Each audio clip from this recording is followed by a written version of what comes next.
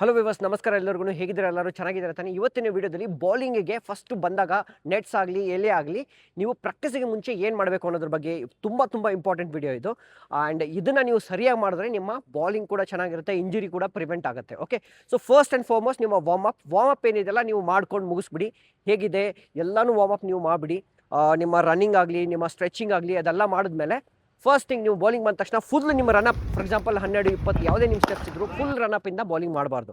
So ಏನು ಮಾಡಬೇಕು ಅಂತಂದರೆ first one step bowling. So for example ನನ್ನ ಸ್ಟಂಪ್ಸ್ ಇಲ್ಲಿದ್ದರೆ one step bowling I will start bowling like this. ಇದನ್ನು ನಾವು ನೆಟ್ ಹತ್ರನೂ ನೀವು ಮಾಡ್ಬೋದು.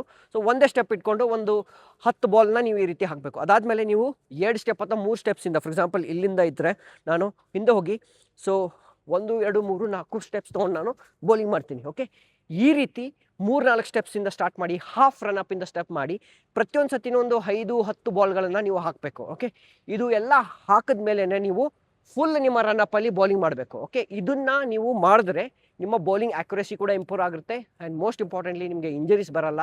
ಹಾಗಾಗಿ ನೀವು ಸುಮಾರು ದಿವಸ ತುಂಬ ಚೆನ್ನಾಗಿ ಆಡ್ಬೋದು. ಓಕೆ, ಸೊ ಈ ಒಂದು ಟಿಪ್ಸ್ನ ತುಂಬ ಗಮನ ಇಟ್ಟು ಅಭ್ಯಾಸ ಮಾಡಿ. ಆ್ಯಂಡ್ ಎಸ್, ಈ ವಿಡಿಯೋದಲ್ಲಿ ಇಷ್ಟೇ. ಮುಂದಿನ ವಿಡಿಯೋದಲ್ಲಿ ಸಿಗ್ತೀನಿ. ಅಲ್ಲಿವರೆಗೂ ಬಾಯ್.